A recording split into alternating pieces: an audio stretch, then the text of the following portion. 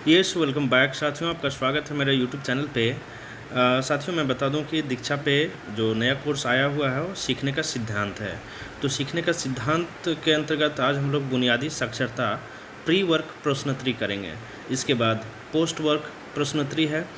तो सीखने का सिद्धांत के अंतर्गत हम लोग बुनियादी साक्षरता प्री वर्क प्रश्नोत्तरी का अध्ययन हम लोग करेंगे।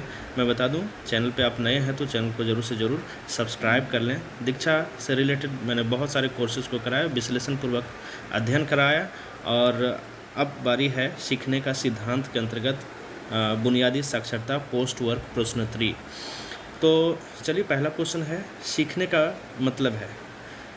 4 ऑप्शन हैं इसमें: पूर्व ज्ञान में वृद्धि, पुष्टि या बदलाव, नए निष्कर्ष पर पहुंचना एवं दूसरों को भी समझा पाना, सीखी हुई बात से संबंधित कार्य कर पाना, उपरोक्त सभी। तो इसका सही आंसर हो जाएगा डी।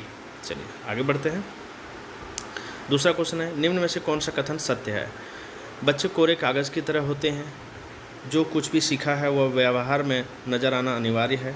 सीखने ज्ञान के बुनियादी ढांचे में बदलाव है। बच्चे ने याद कर लिया है तो इसका अर्थ है कि उन्होंने सीख लिया है। तो इसका सही आंसर जो है सीखने ज्ञान के बुनियादी ढांचे में बदलाव है। आगे बढ़ते हैं हम लोग।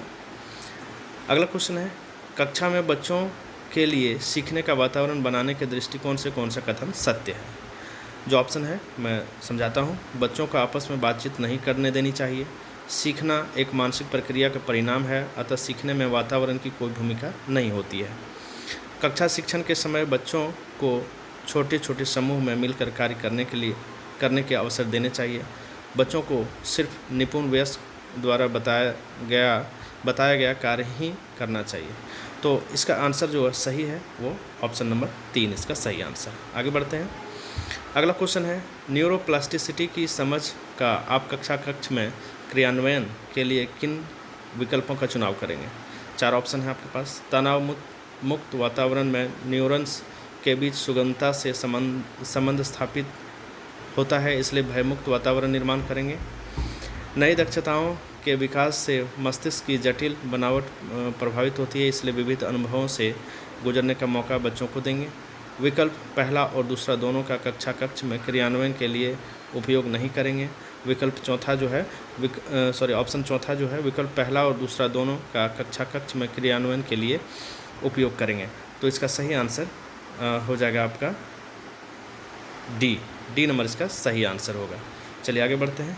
ये है अगला क्वेश्चन, सार्थक और गुणवत्तापूर्ण प्रेरणा का बच्चों के सीखने से क्या संबंध है? इससे बच्चों के सीखने पर कोई प्रभाव नहीं पड़ता, पहला ऑप्शन। इससे बच्चों में नकारात्मक दृष्टिकोण को बढ़ावा मिलता है, दूसरा ऑप्शन। इससे बच्चे हर चीज़ के लिए बड़ों पर निर्भर हो जाते हैं, तीसरा ऑप्शन। और चौथा ऑप्शन है, इससे बच्चों के सीखने की प्रक्रिया को रोचक बनाए रखने में मदद है। तो इसका सही आंसर डी नंबर हो जाएगा, इससे बच्चों के सीखने की प्रक्रिया को रोचक बनाए रखने में मदद है। तो चलिए इसको सबमिट करते हैं। ये देखिए, 5 क्वेश्चन को आपने अटेम्प्ट किया, 5 का आंसर दिया और इसको सबमिट कर दिया। तो चलिए इसका सही answer. So thanks for watching, wait for the next video.